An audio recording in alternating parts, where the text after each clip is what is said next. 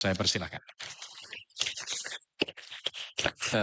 Assalamualaikum warahmatullahi wabarakatuh. Salam. Pak Wisnu, Pak Amin Abdullah, Pak Haryono, dan hadirin sekalian. Saya singkat saja, kalau 10 menit.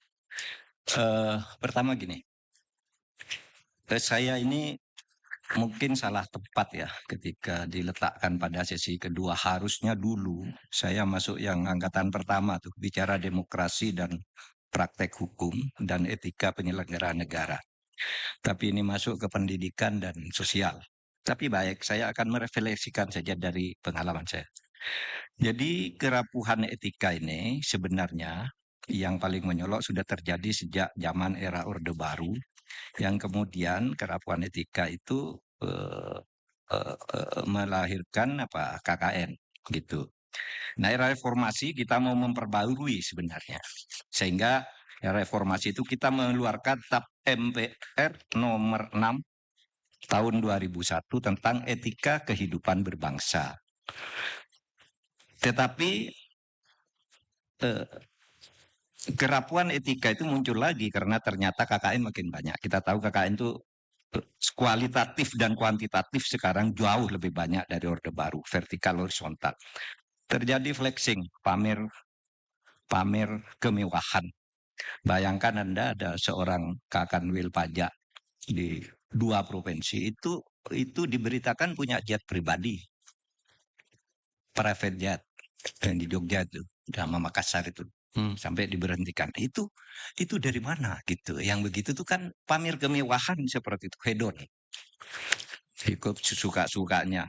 Bohong, suka bohong nih, pejabat bohong, bilang begini ternyata enggak benar. Ini anggaran bukan dari sini loh, ternyata dari situ. Ini enggak ngutang, ternyata ngutang. Misalnya. Itu kan kebohongan, ya. Pemborosan yang luar biasa sementara rakyat itu membutuhkan. Sehingga yang terjadi sekarang ini adalah tumpulnya azimat, kata Bung Karno, Trisakti.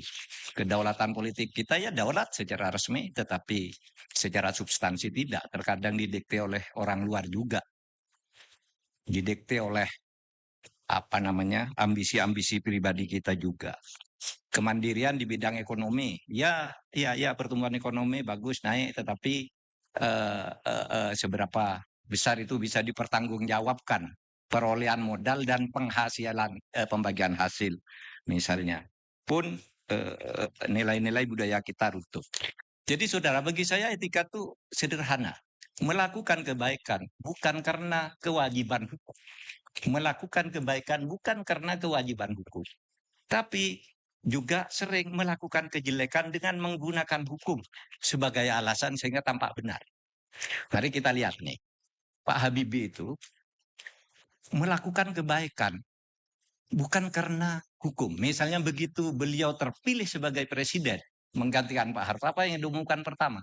Saya akan memerintah sebentar karena tahun depan akan mengadakan pemilu. Kalau mau ikut hukum, Pak Habibie itu presiden 5 tahun. Sampai tahun 2003.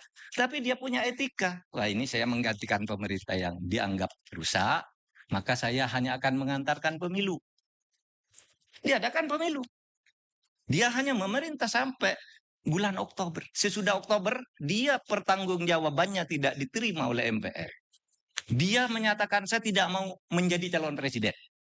Kenapa? Karena pertanggungjawaban saya ditolak. Loh, diberitahu oleh Amin Rais, oleh Wiranto, Pak, ditolak pertanggungjawaban masih tetap boleh jadi calon presiden dan Bapak akan menang nanti. Tapi kata Habibie, tidak. Saya tidak mau. Karena pertanggungjawaban saya ditolak berarti saya tidak layak dan tidak etis menjadi presiden. Itu kan? Lalu, sebaliknya ada presiden lain yang cari-cari akal untuk memperpanjang jabatan. Jangan ketawa, saudara mengira presiden ini Robert Mugabe. Robert Mugabe di Zimbabwe itu jadi perdana menteri, merasa tahun depan nih saya habis jabatan, habis kekuasaan saya. Diubah undang-undang dasarnya menjadi sistem presidensil. Dia jadi presiden pertama. Ikut pemilu terus, pemilunya dihitung di rumahnya. Lalu diumumkan dia menang-menang terus sampai diusir oleh rakyatnya. Ya, kita bandingkan Pak Habibie dengan Mugabe saja gitu. biar pulangnya aman.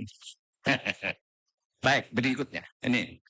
Mengapa ini terjadi? Ini menurut saya begini. Halaman 2, betul tadi. Berikutnya nih, slide kedua.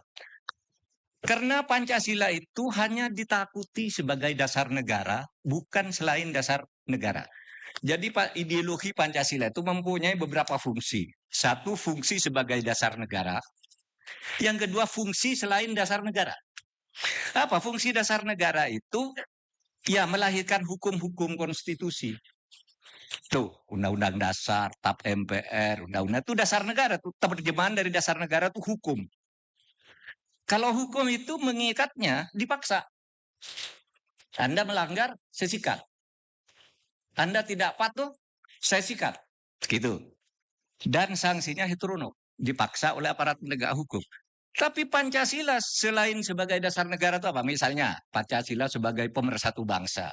Pancasila sebagai pedoman hidup bangsa. Pancasila sebagai pandangan hidup bangsa. Pancasila sebagai sumber ketertiban masyarakat. Dan seterusnya itu fungsi-fungsi Pancasila yang lain. Nah, ini fungsi Pancasila selain dasar negara ini, itu nilainya nilai moral dan etik. Tidak ada hukumnya. Nilai moral dan etik yang sudah dijadikan undang-undang baru masuk ke Pancasila sebagai dasar negara. Daya ikat dari Pancasila sebagai pemersatu, sebagai pedoman hidup, pandangan hidup itu apa? Daya ikatnya kesadaran nurani aja. Tahu malu, takut, risih, itu kesadaran nurani. Sehingga sanksi yang ada itu sifatnya otonom. Rasa, ya itu, takut, merasa terkucil, bayangan kena karma dan sebagainya. Tapi saudara, yang terjadi di negara kita ini sekarang, orang hanya takut pada Pancasila sebagai dasar negara, dan ini bisa diakal-akali. Bisa diubah sewaktu-waktu sesuai kehendak penyelenggara negara. Suka-sukanya aja. Gitu. Itu yang sering terjadi sebenarnya. Sehingga kalau misalnya BPIP ini sadar atau sangat tergugah dengan ini, udahlah kalau Pancasila sebagai dasar negara itu gampang gitu, sudah deputi hukumnya. Tapi bagaimana Pancasila selain dasar negara ini agar ditakuti, agar ditaati gitu, baru negara ini tertib.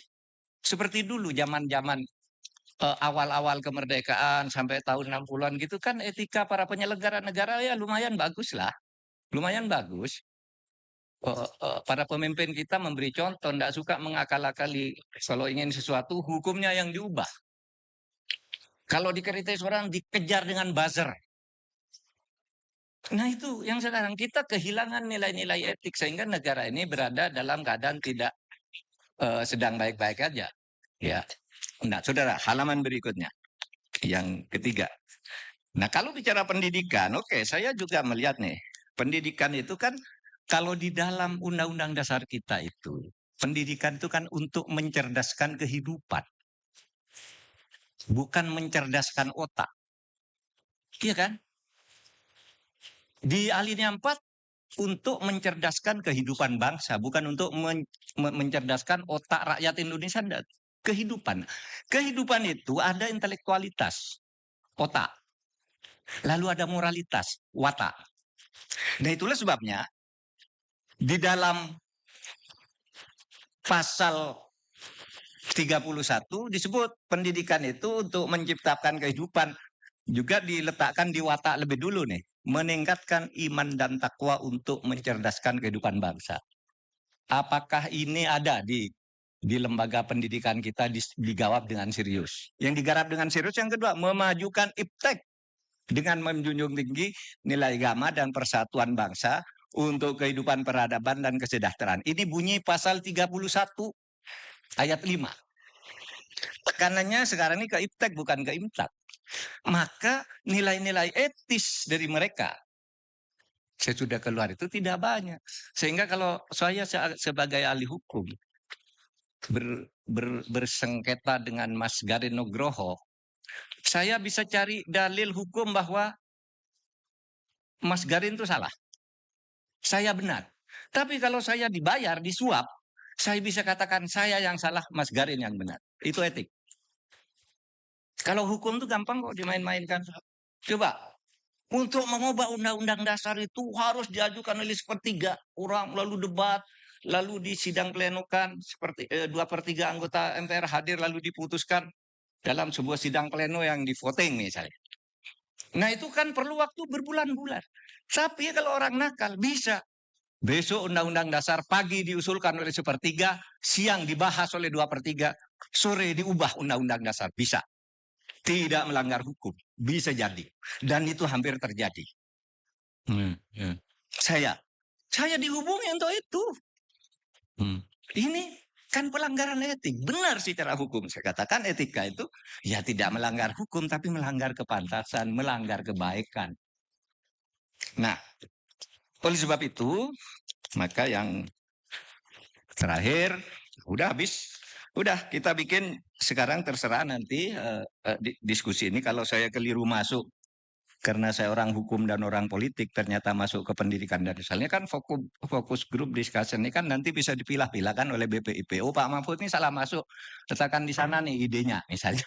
Hukum ya kan bisa dipindah-pindah, namanya diskusi untuk satu bangunan, bangunan rencana yang akan digagas oleh BPIP. Terima kasih. Assalamualaikum warahmatullahi wabarakatuh. Waalaikumsalam.